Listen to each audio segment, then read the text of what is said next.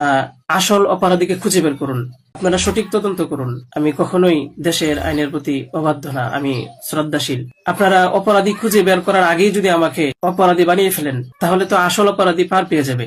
আমি আসতে চাইছিলাম না, আমাকে জোর করে নিয়ে আসছে না ভাই। দেশবাসী, আমি আপনাদের সাথে শুধু এই কথাটাই বলতে চাই যে যে মেয়েটা এখানে আসতে চাইছিল না, তাকে কেন জোর করে আনা হলো? তাকে জোর করে আনার পিছনে কি কারণ ছিল বা তার কি স্বার্থ ছিল? যে মেয়েটা তার এই নানার সাথে রাতের বেলা ঘুমায়, সে নিজেই বলছে তার সাথে যে বিষয়টা, মেঘলা নামক একটা মেয়ে এবং আমার ছবি দিয়ে যে একটা অপপ্রচার করা হচ্ছে, অপবাদ রটানো হচ্ছে, এটার সাথে আমি কোনোভাবেই সম্পৃক্ত না।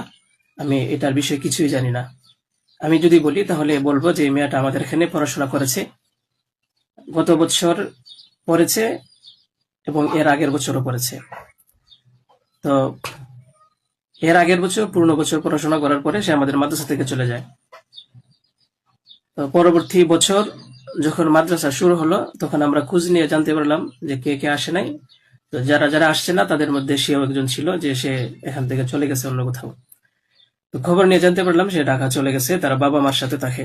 বাবা মা সৎ বাবা, এবং মা অন্য কোথাও আগে বিয়ে বসছিল।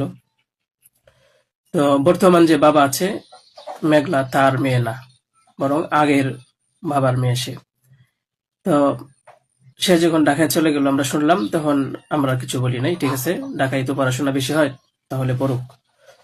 আমরা আমাদের ক্লাস শুরু করে দিলাম। কিছুদিন যাওয়ার পরে দেখলাম আবার এই মেয়েটা আমাদের মাদ্রাসায় আসছে।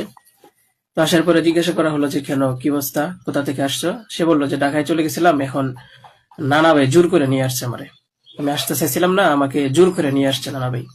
দেশবাসী, আমি আপনাদের সাথে শুধু এই কথাটাই বলতে চাই যে যে মেয়েটা এখানে আসতে চাচ্ছিল না, তাকে কেন জোর করে আনা হলো?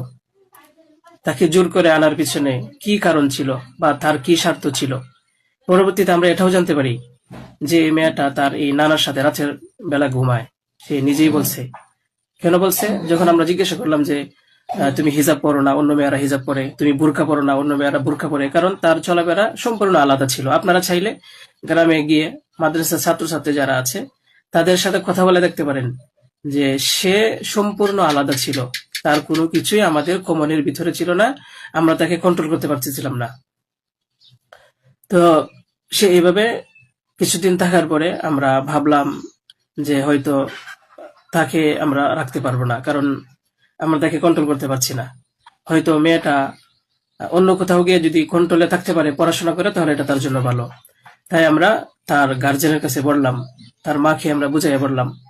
আমাদের উদ্দেশ্য এটাই ছিল যে তার মা যেন তাকে বুঝিয়ে বলে যায় যে হুজুরের কথা মেনে চলবা, মাদ্রাসার নিয়ম কানুন মেনে চলবা, এই কথাগুলো উনি বুঝিয়ে যাবেন। কিন্তু উনি কি করছেন যে ওনার মেয়েকে উনি বলছে যে না, আমি এখানে রাখবো না, নিয়ে চলে যাব। তো আমাদের এখান থেকে প্রায় 5-6 মাস আগে আমাদের মাদ্রাসা থেকে নিয়ে চলে গেছে। হয়তো পরবর্তীতে খবর নিয়ে জানতে পারলাম সিলেটে যেখানে উনি থাকে সেখানে নিয়ে গেছে। তো নিয়ে যাওয়ার পরে আহ এখন কিছুদিন আগে আবার আসছে, এসে বলতেছে যে এই দুর্ঘটনা, যে খুব বড় সমস্যা। যে কথাটা শোনার পরে আমার মতো একজন সাধারণ মানুষ, আমি আর সহ্য করতে পারছি না, আমি আর নিজেকে ঠিক রাখতে পারি নাই।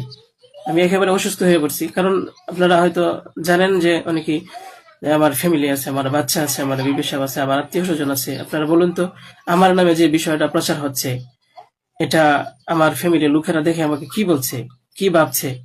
আপনারা সঠিক তদন্ত করুন। আমি কখনোই দেশের আইনের প্রতি অবাধ্য না, আমি শ্রদ্ধাশীল। দেশের আইন আছে, সেই আইন সঠিক অপরাধী যে, তাকে খুঁজে বের করবে। আপনারা অপরাধী খুঁজে বের করার আগেই যদি আমাকে অপরাধী বানিয়ে ফেলেন, তাহলে তো আসল অপরাধী পার পেয়ে যাবে, আসল অপরাধী তো ছাড়া পেয়ে যাবে। আপনাদের কাছে আমি অনুরোধ করে বলি, আপনারা আসল অপরাধীকে খুঁজে বের করুন। টেস্ট করা হোক যে আসলে